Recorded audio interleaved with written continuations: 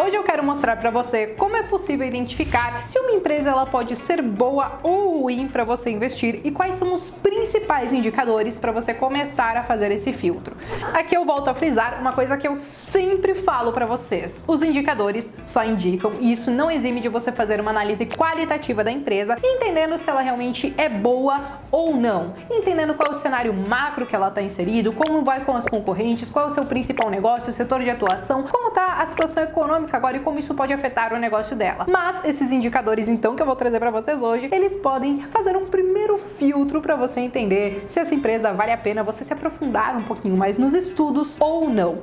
Antes de falar desses indicadores, você já vai se inscrever aqui no canal, deixar o seu like e clicar no sininho para sempre ficar por dentro quando tiver conteúdo novo aqui no canal. E aí, gente, para ficar um pouquinho mais fácil de entender sobre tudo isso que eu tô falando, eu quero compartilhar minha tela com vocês, mostrar quais são os indicadores que eu dou uma olhadinha primeiro para entender se a empresa ela é boa ou não. E aí, claro, qualquer dúvida que vocês tiverem, vocês podem também escrever nos comentários, beleza? O exemplo que eu vou utilizar vai ser Raia Drogasil, uma empresa do setor de saúde. Aqui na minha tela eu já tenho várias ações que eu acompanho, mas como eu falei para vocês, a gente vai olhar Raia Drogasil. E para isso, para eu olhar todas as informações da empresa, basta eu dar 2 cliques. Aqui nessa tela eu já consigo ter várias informações da empresa, não somente como a cotação, mas também aqueles indicadores que eu falei para vocês que a gente iria estar dando uma olhadinha.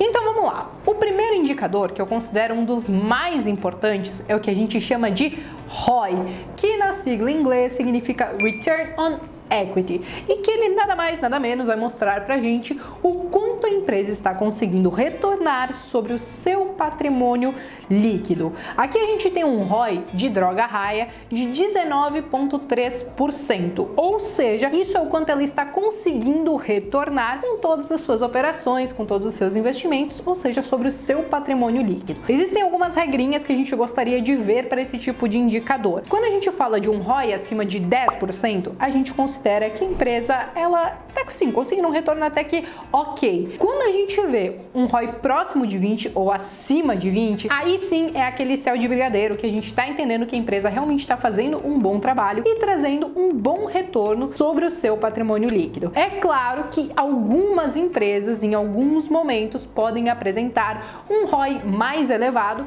por alguns fatos não recorrentes, muitas vezes a venda de algum ativo, alguma coisa nesse sentido. Então é importante que você entenda tudo o que está acontecendo com aquela empresa e como isso pode influenciar nesses indicadores. Outro indicador muito importante é o que a gente chama de margem líquida. Margem líquida, ela vai depender do setor que você está olhando. Por exemplo, quando a gente fala do setor de varejo, é normal que a margem líquida seja um pouquinho menor, porque eles ganham na quantidade e não no quanto vai sobrar do lucro líquido deles, porque é basicamente o que mostra a margem líquida, o quanto sobra para a empresa depois de ela vender e comercializar todos os seus produtos e serviços. Quando a gente fala de Droga Raia, ela trabalha assim com o varejo farmacêutico, então é natural que essas empresas também tenham uma margem líquida um pouquinho mais baixa. Muitos investidores preferem empresas que tenham uma margem líquida acima de 10%, entendendo que talvez em momentos de crise ela consiga ter uma gordurinha para trabalhar melhor nesses períodos onde muitas vezes a comercialização de serviços e produtos acaba caindo bastante. Mas aqui vai uma coisa bem importante: procure entender a evolução dessa margem líquida, se ela se manteve constante mesmo em períodos de crise, e um ponto bem importante: compare também com outras empresas do mesmo setor ou que façam a mesma coisa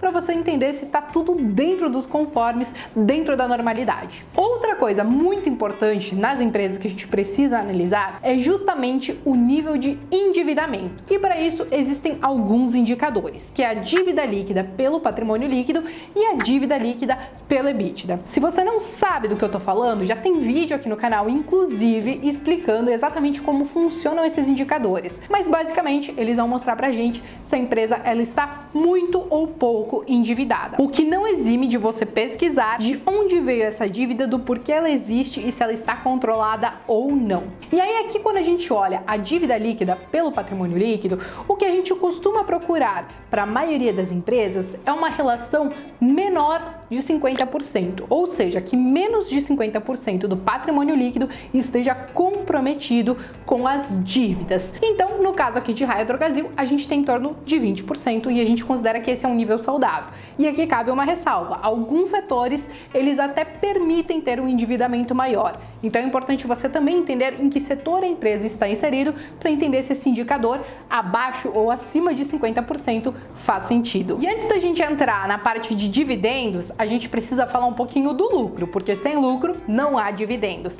É muito importante que você entenda se a empresa ela traz lucro. Quando a gente clica 2 vezes aqui em cima do lucro líquido, por exemplo, você já pode ver como essa empresa performou nos períodos anteriores. E o que a gente gostaria de ver então é simplesmente um lucro líquido constante. Tente avaliar pelo menos aí os últimos 5 anos para entender se a empresa ela conseguiu entregar esse lucro constante e até mesmo se ela conseguiu entregar um lucro maior ano após ano. Assim você vai entender se a empresa ela realmente está conseguindo ganhar dinheiro ao ponto de aí sim a gente olhar para os dividendos, que é onde a gente vai conseguir uma boa rentabilidade com algumas empresas. Se você tem uma filosofia de investimentos parecida com a minha, onde a gente está pensando em criar renda passiva através da renda variável, então o indicador do dividend yield ele é importante. Existem alguns setores que talvez são mais perenes, que eles conseguem talvez entregar com mais frequência e também com índices maiores esse dividend yield, enquanto outros setores, como o de varejo, por exemplo, eles costumam ter índices um pouquinho mais baixos, apesar de sim também serem constantes se a empresa entregar lucros constantes. Aqui no caso de Droga Raia, a gente consegue ver qual é o dividend yield atual para ela, de 0,46%. Aparentemente isso é muito pouco, mas é algo que até é característico do setor. O que não quer dizer que se uma empresa não paga bons dividendos hoje, ela não pode lá no futuro fazer isso. Muitas empresas que começaram na bolsa de valores, às vezes pequenininhas, mas que ainda estão se consolidando nesse mercado, começaram pagando poucos dividendos, mas passados alguns anos conseguiram se concretizar no mercado e pagar excelentes dividendos. Um caso muito recente foi inclusive Banco do Brasil. Ele por muitos anos não distribuiu excelentes dividendos, mas recentemente ele atualizou suas políticas de distribuição dos lucros, então agora ele consegue entregar inclusive dividendos acima de 6, 7%. E é basicamente isso que a gente gostaria de ver em algumas empresas, principalmente quando você coloca na sua carteira pensando nessa renda passiva. Sempre quando eu assumo algum risco na renda variável, o que eu quero é no mínimo tentar ganhar da nossa taxa de juros. Se a gente tem uma taxa de juros entre 4, 5, 6%, então isso quer dizer que o dividendo que eu busco tem que ser igual ou maior a isso, de preferência acima de 6%. E é claro que existem outros indicadores que você pode estar dando uma olhadinha para embasar as suas escolhas, como indicadores de preço, que a gente também já falou aqui no canal, entre outros. Porém, esses são os principais que eu gosto de cara olhar nas empresas para entender se vale a pena eu me aprofundar naqueles estudos sobre ela ou não. Se tem mais algum indicador que você geralmente olha para fazer os seus investimentos, escreva aqui nos comentários que eu quero saber e eu vejo vocês no próximo vídeo.